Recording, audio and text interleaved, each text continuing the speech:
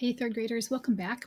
Today we're going to write in our writer's notebook and take some notes on informational presentations. So make sure you've got your notebook, you've got a pencil, okay, and go ahead and pause the video, grab what you need. Always come prepared. We're going to start out today by putting our title at the top, informational presentations. That's what we're working on during this particular unit. And we're going to define that, okay? A presentation where you are the expert sharing facts about a topic. We've already decided that that topic is going to be a unique animal, something we want to learn a little bit more about. This isn't something that's our favorite animal that we know everything in the world about. We're going to challenge ourselves to learn something new and share that with others, right? So you're going to be an expert by the end of this. And remember, you're sharing facts. Information is fact, right? This isn't things that you think or that you learned at some point. These are facts that you have researched, and you're going to prove that by citing that information at the end of your presentation. And I'll explain that as we keep going in the days to come.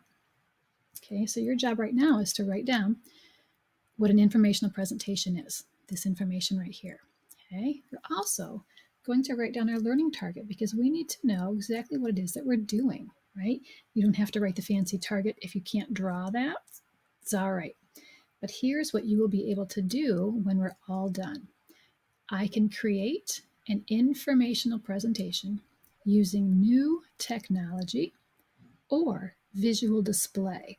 So we're going to have a couple of options. Okay, most people, I hope, will choose to do this new technology because you're going to be able to add some really interesting things. All right, and we'll talk about that again the more we get into it. All right, so your job right now is to pause that video, okay, and get this all copied down so that you know exactly what an informational presentation is and what the expectations are for you. Okay, and then we're going to turn the page.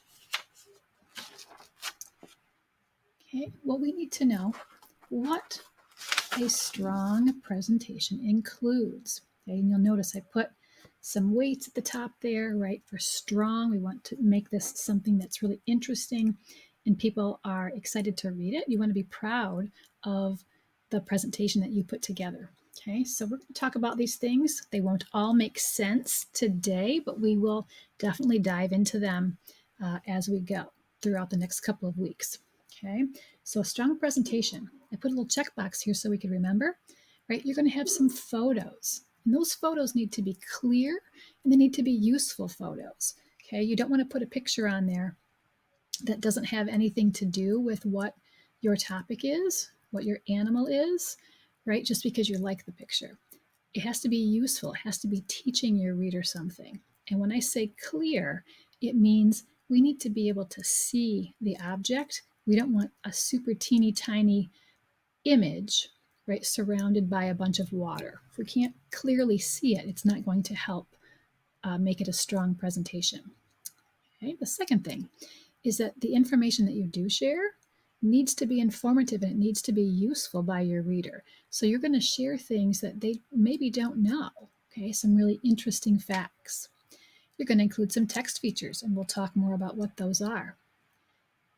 You're going to get the opportunity to add a video link. Okay, try it. I'll show you a presentation maybe today yet, and you'll get to see how you can show a video link in your presentation. Okay, some key points are going to be covered. You're going to be asking 3 different questions. Okay, what does my animal eat? And you're not just going to say 2 or 3 things. You're going to expand on that idea, right? You want to share good information. So what does your animal eat? That's its diet. What does it look like? Its appearance. And where does your animal live? Its habitat. So these are the things that you're going to cover in your presentation, okay, along with just some fun facts too. And then finally, of course, you're going to include some good grammar. You want to make sure that you have subject and verbs that agree with each other. You want to have punctuation and capital letters and spelling, especially those red words, need to be spelled correctly. All right, so these are some things that a strong informational presentation will include. And we'll talk about all these things as we go along with our unit. Okay, but for now, you should have been thinking about maybe some animals that you would like to research, and we'll talk about some other places to go and research information. Okay, but remember, they have to be facts. You have to be able to prove what you have found. Okay, you can't just make it up. You're going to actually have a page on your presentation that shows where you got that information from. All right, so this is going to be our first video today. You're going to write down these 2 pages. Okay, so remember, you can always go back and you can pause the video. And then our next video is going to be an example of a strong informational presentation.